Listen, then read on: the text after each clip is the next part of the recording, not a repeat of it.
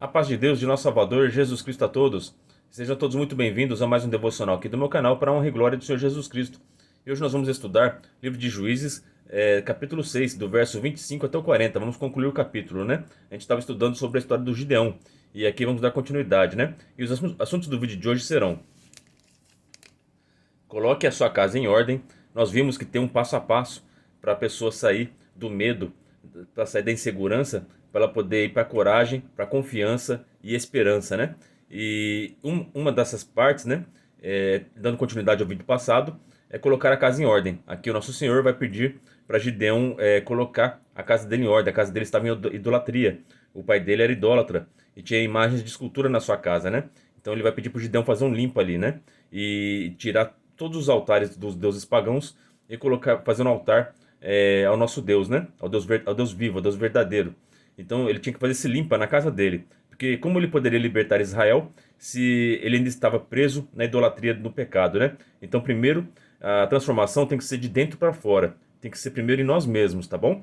Para depois a gente conseguir refletir essa transformação ao nosso derredor, as pessoas que estão à nossa volta, tá bom? Então primeiro é necessário que Jesus Cristo habite em você. É necessário você estar cheio do Espírito Santo, para depois você transmitir o Espírito Santo a outras pessoas e transformar a sua realidade ao teu redor, tá bom? Então é muito importante esse passo aqui, tá? De colocar a casa em ordem, tá? Então o outro assunto é: seja cheio do Espírito Santo e toque a buzina, tá? A gente vai entender sobre esse assunto aqui, tá bom? E também nós vamos ver, na dúvida, peça sinais. Aqui o Gideão, ele era muito inseguro, porque ele sofreu muito na vida dele, né?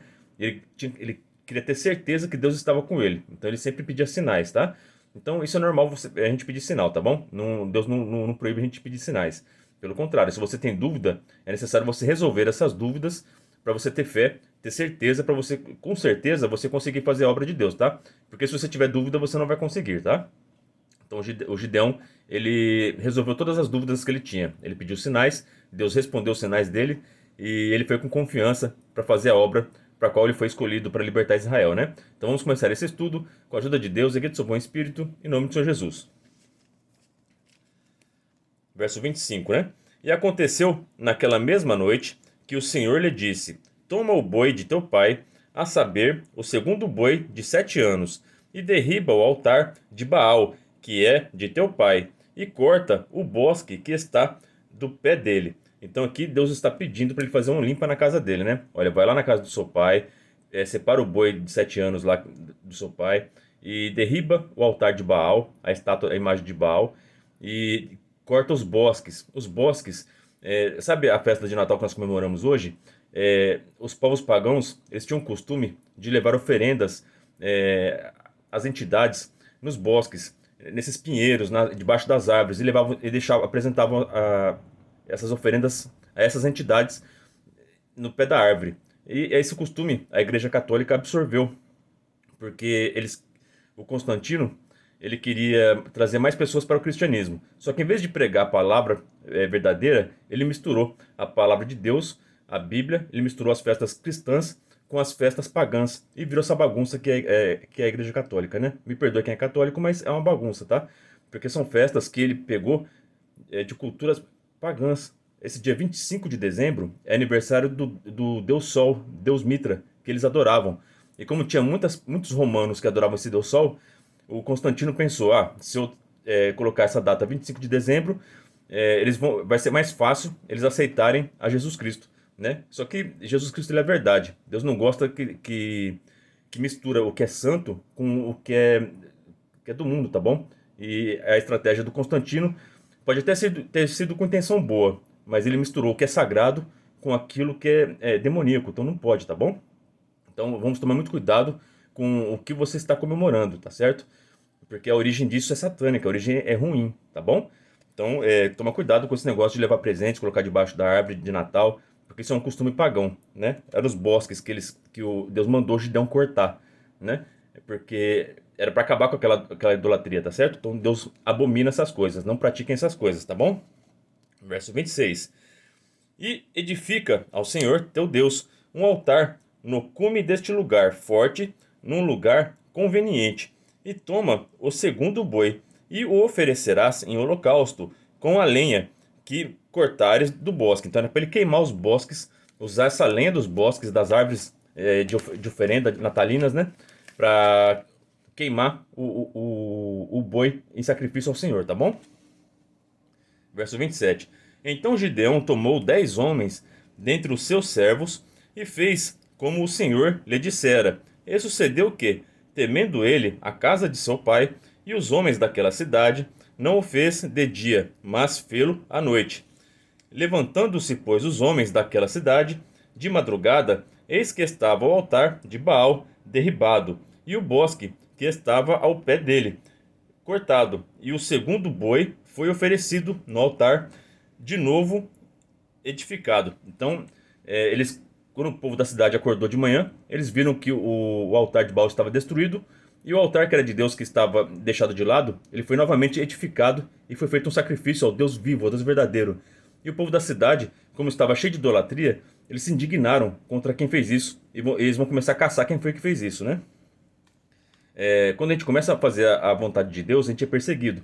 Gideão, ele fez a vontade de Deus. Ele destruiu as idolatrias e isso provocou ódio, raiva daqueles que estavam em trevas. Porque a luz, ela incomoda as trevas, tá bom?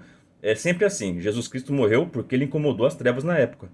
E Gideão não foi diferente, tá? Ele vai ser perseguido aqui, né? Só que Deus tinha um plano na vida dele e não permitiu que ninguém tocasse nele, né? Vamos ver aqui, ó. 29. E uns outros disseram: quem fez esta coisa? E esquadrinhando, inquirindo, disseram: Gideão, o filho de Joás, fez esta coisa.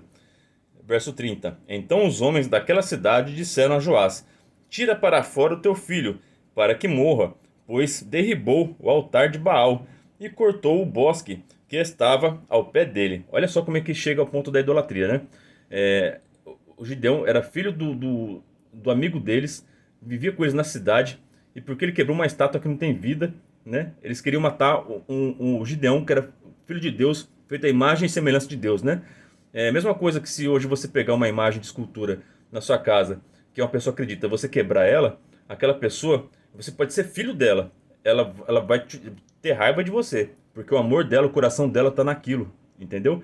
Então ela ama mais aquela imagem de escultura do que seu próprio filho, ou do que seu próprio marido, ou que sua própria esposa, porque é idólatra, tá bom? Quando você se incomoda por alguém destruir uma imagem de escultura, é porque você é idólatra, porque seu coração está naquilo, tá bom? Aquilo não tem poder nenhum, não fala, não, é uma estátua, tá certo? Então, muitas pessoas colocam o coração em coisas erradas, né? Isso não é só nas imagens de escultura. Tem pessoas que colocam amor no dinheiro, tem pessoas que colocam amor num pastor, né? E isso tudo é idolatria. Então, Deus tem que estar acima de todas as coisas, tá bom? O Deus vivo, o Deus espiritual, né? O Pai, o Criador de todas as coisas, Pai do nosso Salvador Jesus Cristo. É nesse que nós devemos servir, né? Porém, Joás disse a todos os que puseram contra ele: contendereis vós por Baal? Livrá-lo-eis vós? Qualquer que por ele contendes, ainda esta manhã será morto. Se é Deus por si mesmo, contenda, pois derribaram o seu altar. Então aqui é a estratégia do Joás, né? Ele sabe que aquilo era uma estátua, né? Mas ele colocava aquela estátua lá porque ele ganhava dinheiro com isso aqui, né? Ele tinha ele vendia estátua, né? Então, mas ele sabia que aquilo lá não tinha poder nenhum. Mas, então, ele falou assim: se vocês tocarem no meu filho, que Deus é esse? Que não pode nem se vingar, né? Se ele derrubou a estátua do Baal, é que Baal vingue ele, né? Então, assim ele ele conseguiu acalmar a multidão, né? Então a multidão começou a desejar o mal para Gideão. Eles ficavam esperando quando que o Baal ia se vingar, né? Como se pudesse, né? É uma estátua, né?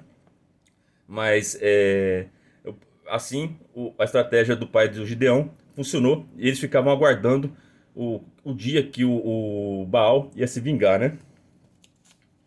Verso 32. Pelo que naquele dia eles chamaram Jerubaal, dizendo: Baal contenda contra ele, pois derribou o seu altar. Então aqui o povo daquela cidade amaldiçoou o Gideão, e até trocaram o nome dele, né? Colocaram o nome dele de Jerubaal, porque assim, que Baal contenda contra ele, que Baal se vingue contra ele. Então todos eles jogaram essa maldição. Mas maldição nenhuma pega contra aqueles que são fiéis a Deus, né? Então Gideão estava fazendo a vontade de Deus.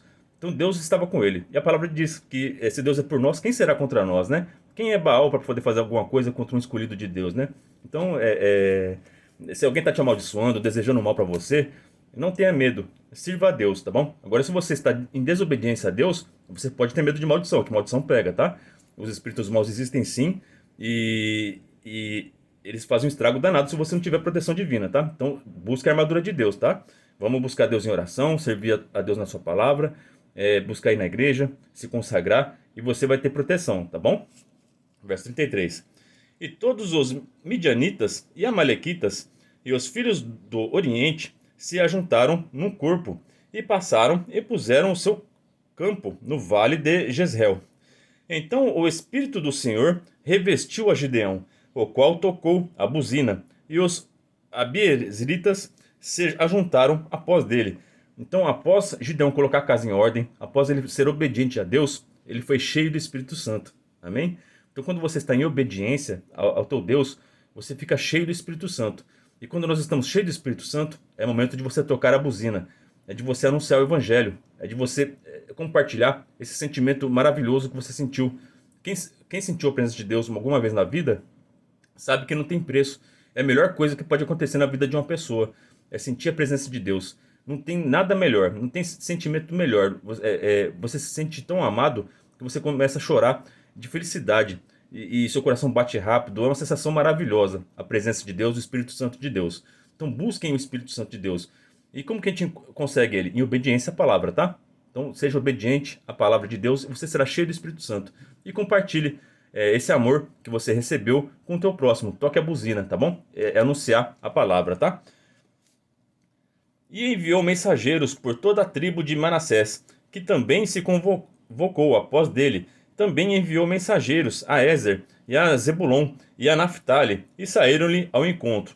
Então, quando você está cheio do Espírito Santo e você começa a evangelizar, é que nem a parábola do semeador, né?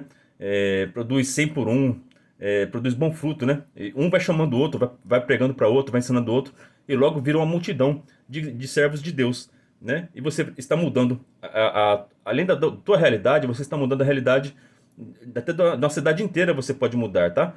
Só depende de você, comunhão com Deus, pelos seus exemplos e pelo que você anunciar. Você pode mudar o seu local de trabalho, você pode mudar a faculdade, você pode mudar a sua casa.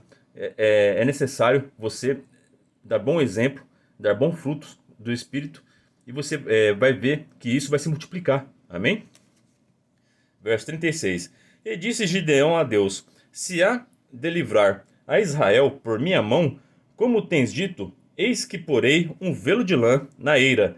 Se o orvalho estiver somente no velo, e secura sobre toda a terra, então conhecerei que hás de livrar a Israel por minha mão, como tens dito. Então o Gideão, ele obedeceu ao Senhor, colocou a casa em ordem, ficou cheio do Espírito Santo, e ele viu que a coisa estava ficando grande, que o exército estava vindo, as pessoas estavam acreditando nele. Aí ele sentiu o peso da responsabilidade. Então ele pediu um sinal de Deus: Senhor, se o Senhor está comigo mesmo, eu vou colocar esse velo de lã na eira, e se tiver umidade só na vela de lã, mas em toda a terra estiver seco, é porque o Senhor está comigo. Então ele pediu esse sinal, né? Aqui vamos ver se Deus cumpriu, né? Verso 38. E assim sucedeu, porque ao outro dia se levantou de madrugada e apertou o velo, e do orvalho do velo espremeu uma taça cheia de água. Olha só quanto orvalho que aquele velo de lã absorveu, né? É só Deus, né? Verso 39. E disse Gideão a Deus: não se acenda contra mim a tua ira, se ainda falar, só esta vez. Rogo-te que só esta vez faça a prova com o velo. Rogo-te que só no velo haja secura, e em toda a terra o orvalho. Então agora ele pediu o oposto, né, pro Senhor, né? Ele foi até pedindo com medo, né? Porque ele tá falando com Deus vivo, né? Então a gente tem que tomar muito cuidado quando a gente vai pedir sinal, tá bom? Aqui o Gideão, ele estava em obediência, ele estava em missão, né? Então ele podia pedir esses sinais aqui. Deus ia responder ele. Mas quando os fariseus pediram sinal para o Senhor Jesus Cristo, ele chamou eles de geração má e adúltera. O único sinal que vocês vão ver é o sinal de Jonas. Então, se você estiver na iniquidade e você pedir sinal para Deus, toma cuidado, que Deus pode te dar uma resposta meia dura, tá? Agora, se você estiver em obediência, Deus ele te ama, ele vai te dar os sinais, ele quer que você tenha certeza que ele está com você, tá bom? Então, busque primeiro estar em obediência, coloque a casa em ordem e pode pedir sinais a Deus, tá bom? Mas se você estiver aqui nos fariseus, querendo só interrogar o Senhor, acusar o Senhor e não quiser mudança de vida, aí Deus não vai te dar sinal nenhum, tá? Só o sinal de Jonas. O sinal de Jonas é que ele ressuscitou e que ele é o Filho de Deus. E todo aquele que o rejeitar será condenado, mas todo aquele que aceitar será salvo, né? Aqui o verso 40. E Deus assim o fez naquela noite, pois só no vê-lo havia secura, e sobre toda a terra havia orvalho. Então aqui Deus cumpriu, realizou os sinais do Gideão e deixou ele com certeza, né? E no próximo capítulo nós vamos ver a preparação para a libertação do povo de Israel, né? E esse é o estudo de hoje, tá bom? Então, coloquem a casa em ordem, peçam sinais, sejam cheios do Espírito Santo e anunciem o Evangelho, e vocês vão ver a mudança na vida de vocês, transformação, e também nas pessoas que estão ao seu redor e nos ambientes que vocês habitam, tá? Porque é assim que a palavra tem que ser. Nós temos que ser luz do mundo, sal da terra. Nós temos que fazer a diferença nesse mundo, porque a luz de Cristo resplandece em todo aquele que nele crê. Essa é a palavra para nós hoje. Que Deus abençoe a vida de todos vocês. Ora a Deus por mim e pela minha família. Que Deus seja sempre hoje eternamente louvado. Em nome de Jesus Cristo, que vive e reina para todo sempre. Amém.